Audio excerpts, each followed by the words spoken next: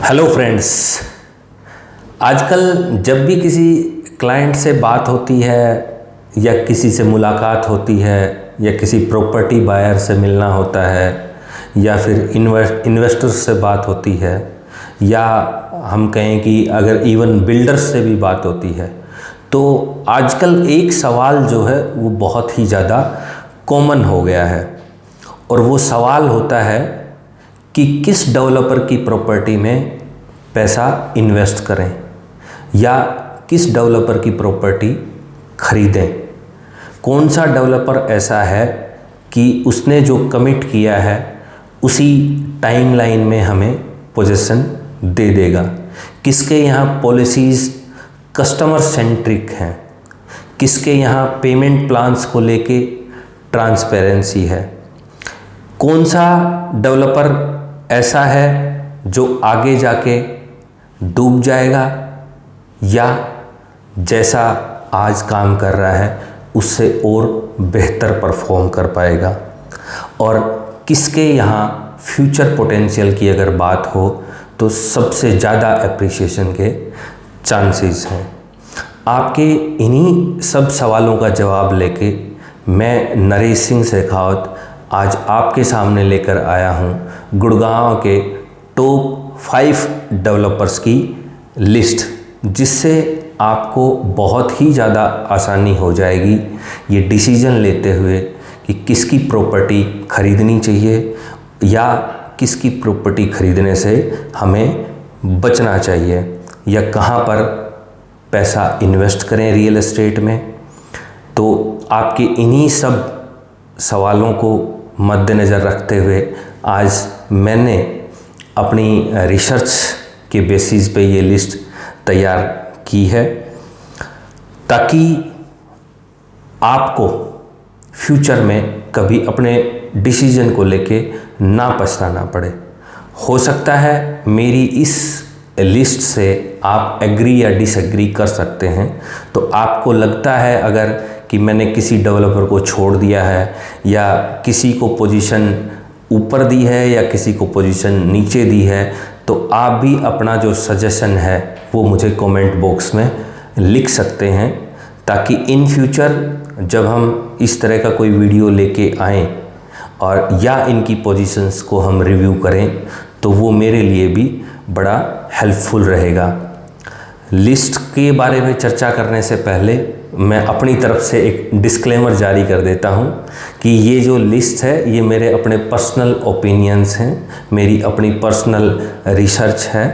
और इस लिस्ट को मेंशन करने को लेके या इस लिस्ट को डिस्क्लोज करने को लेकर मेरा मोटिव कतई भी ये नहीं है कि किसी को नीचा दिखाना है या किसी को ऊपर दिखाना है। तो अगर आप में से कोई भी व्यूअर डेवलपर साइड से है तो उसको बिल्कुल भी किसी तरह की दिक्कत नहीं होनी चाहिए, और अगर उसका अपना कोई पर्सनल ओपिनियन है तो वो मुझे लिख सकता है। तो अब चिल करो और वीडियो को लास्ट तक ज़रूर देखना। और जैसा कि मैंने थंबनेल में भी मेंशन किया है कि इसी लिस्ट के दौरान हम एक गुड़गांव रियल एस्टेट मार्केट का एक जो छुपा रुस्तम डेवलपर है उसकी भी चर्चा करेंगे। मेरे हिसाब से छुपा रुस्तम है, तो वीडियो में किसी भी टाइम पर उसकी एंट्री हो सकती है, तो उसको मिस मत कीजिएगा और वीडियो को लास्ट तक ज़रूर देखना। तो अब हम बात करते हैं हमारी लिस्ट की। तो इस लिस्ट में मैंने 5th पोजीशन पे जिसको रखा है वो है गोदरेज प्रॉपर्टीज़।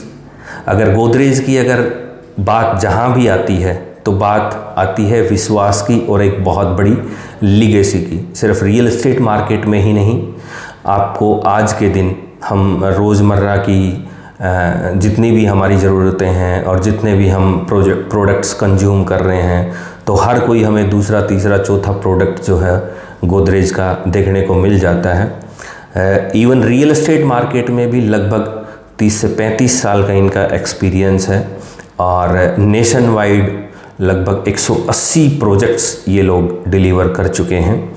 गुड़गांव की अगर बात करें पर्टिकुलरली, तो गुड़गांव में कुछ इनके जो बहुत ही पॉपुलर जो प्रोजेक्ट्स रहे हैं वो है गोदरेज ओएसिस, गोदरेज हैबिटेट। तो ओवरऑल इनकी कंस्ट्रक्शन क्वालिटी भी सेटिस्फैक्ट्री है। और अगर बात करें कस्टमर सेंट्रिक पॉलिसीज़ की तो वहाँ भी अच्छा परफॉर्म कर रहे हैं। इसके बाद बात आती है फोर्थ पोजीशन की, और फोर्थ पोजीशन पे मेरे हिसाब से जो हकदार है वो है एमआर। इनकी सबसे ख़ास बात ये है कि ये वर्ल्ड वाइड प्रेजेंट हैं, सिर्फ हिंदुस्तान में ही नहीं बाकी काफ़ी देशों में ये इस इंडस्ट्री में काम कर रहे हैं। और सभी सेगमेंट्स में, चाहे वो रेजिडेंशियल है, कमर्शियल है, इनकी प्रेजेंस है। लगभग 18 साल का इनका एक्सपीरियंस है। गुड़गांव में भी काफ़ी अच्छे अच्छे प्रोजेक्ट्स जो हैं इन्होंने डिलीवर किए हैं, जैसे कि एमरल्ड एस्टेट है, पाम एस्टेट है। तो इनका भी नाम इस लिस्ट में आना मुझे ऐसा लगता है कि ज़रूरी था, क्योंकि काफ़ी टाइम से बहुत ही अच्छे परफॉर्मर इस मार्केट में रहे हैं। तीसरी जो पोजीशन मैंने दी है वो दी है टाटा। टाटा का मतलब विश्वास। जब से शायद हिंदुस्तान आज़ाद हुआ है और उससे भी काफ़ी टाइम से पहले से ये कंपनी ऐसी है जो भारत और भारतीयों के लिए बड़ी ही डेडिकेटली काम करती जा रही है। और इनके बारे में जितनी चर्चा की जाए उतनी कम है। सभी सेगमेंट्स में हर दूसरी चीज़ हमारे सामने टाटा की आती है, और हर किसी फील्ड में इन्होंने खुद को साबित किया है। सिर्फ रियल एस्टेट में नहीं, सभी फील्ड्स में इन्होंने साबित किया है। हालांकि गुड़गांव में इनके प्रोजेक्ट्स ज़्यादा नहीं हैं, लेकिन जो हैं उनकी चर्चा गुड़गांव के टॉप प्रोजेक्ट्स में होती है, जैसे कि टाटा पिरामंती है, टाटा लाविडा है। तो अभी तक जो भी प्रोजेक्ट्स ये लेके आए हैं उनकी काउंटिंग गुड़गांव के टॉप प्रोजेक्ट्स में होती रही है। इनकी कंस्ट्रक्शन क्वालिटी बहुत ही बेहतरीन है। हर इनका जो भी कंज्यूमर है उसकी ज़ुबान पर ये बात आपको हमेशा सुनने को मिलेगी कि टाटा जैसी कंस्ट्रक्शन किसी भी डेवलपर की नहीं है। कि शायद उसका एक रीज़न ये भी है क्योंकि कंस्ट्रक्शन बिजनेस में ये खुद हैं, तो ये एक बहुत बड़ा फैक्टर है जिसकी वजह से ये अपनी उस कंस्ट्रक्शन क्वालिटी को मेंटेन कर पा रहे हैं। पेमेंट प्लान्स ट्रांसपेरेंसी बहुत अच्छी है, और कस्टमर सेंट्रिक तो ये अपने हर बिज़नेस फील्ड में हैं ही, तो वो आप सभी को पता ही है उस चीज़ का। इसके बाद सेकंड पोजीशन की जब बात आती है तो मेरे हिसाब से सेकंड पोजीशन पे आता है डीएलएफ। इसका भी नाम, जब भी गुड़गांव में रियल एस्टेट की चर्चा होती है तो रियल एस्टेट का दूसरा नाम ही डीएलएफ यहाँ पे बोला जाता है, सुना जाता है। और उस चीज़ को इन्होंने मेंटेन भी किया है।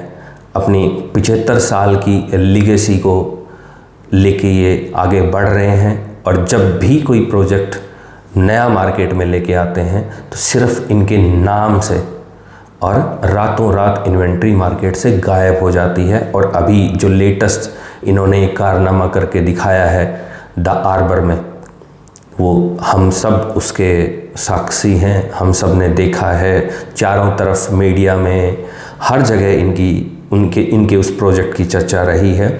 और इससे पीछे का जो पास्ट का जो ट्रैक रिकॉर्ड है वो भी बहुत ही बेहतरीन और शानदार है। बहुत अच्छे अच्छे प्रोजेक्ट्स इस शहर को दिए हैं, और शायद गुड़गांव में सबसे बड़ा लैंड बैंक भी इसी कंपनी के पास है। कुछ इनके मेजर अगर प्रोजेक्ट्स की बात करें तो वो हैं the Crest, the Camellias, Almeida, DLF Garden City. तो इसलिए इनकी जो पॉलिसीज़ हैं, इनका जो टाइमली पोजीशन है, इनकी जो क्वालिटी है, इनकी जो ट्रांसपेरेंसी है, वो मतलब हर किसी को फोर्स करते हैं। मैं भी शायद इनको नंबर 1 पोजीशन देना चाहता था, लेकिन मेरे पर्सनल ओपिनियन में शायद एक और डेवलपर है जो इनके साथ बहुत ही टाइट फाइट में है, तो थोड़ा सा उसी को लेके मैंने डीएलएफ को सेकंड पोजीशन दी है। और अब बात आती है हमारे फर्स्ट पोजीशन की। तो फर्स्ट पोजीशन मेरी तरफ से, जहाँ तक मेरी रिसर्च, मेरा एक्सपीरियंस इस मार्केट का है, उसके हिसाब से फर्स्ट पोजीशन जाती है हुड्डा को। हुड्डा का मतलब आप सभी को पता है, ये गवर्नमेंट बॉडी है, हरियाणा गवर्नमेंट इसको रेगुलेट करती है। तो जहाँ पे बात आ जाती है सरकारी कंपनी की, तो हम सब इंडियंस हैं और हमारी एक सोच है कि सरकार जहाँ इन्वॉल्व है वहाँ किसी को भी घबराने की, डरने की ज़रूरत नहीं है। तो अपने आप अंदर से एक सेल्फ कॉन्फिडेंस आ जाता है कि आंख बंद करके यहाँ पैसा आप लगा दो। और शायद हुड्डा ने गुड़गांव में भी और वैसे पूरे हरियाणा में इनकी प्रेजेंस है, अपनी इस चीज़ को और अपने इस बेहतरीन ट्रैक रिकॉर्ड को मेंटेन भी करते हैं। मतलब इनकी जो ख़ास चीज़ें जो मैं बताऊं, ईज़ ऑफ लिविंग, आपका ईज़ ऑफ बाइंग, ना कोई किसी तरह का कोई डर कि ये भाग जाएंगे, ये कर देंगे, या ये इसको डेवलप नहीं करेंगे, या ये इन्होंने सेल कर दिया है, सेल आफ्टर सर्विस इनकी जो है वो ज़ीरो है। ऐसा इनके साथ आज तक हमें देखने को नहीं मिला।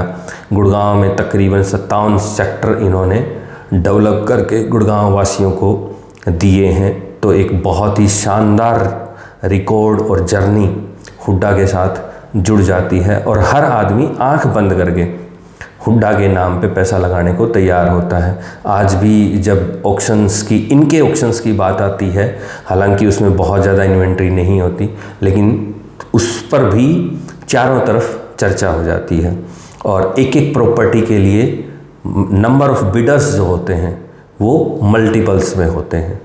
तो ये इनकी डिमांड है मार्केट में और हमेशा जो मेंटेन रहती है और आगे आने वाले टाइम में और भी ज़्यादा डिमांड मुझे ऐसा लगता है कि जनरेट होगी, क्योंकि इन्वेंट्री है नहीं और सबको हुड्डा में प्रॉपर्टी चाहिए।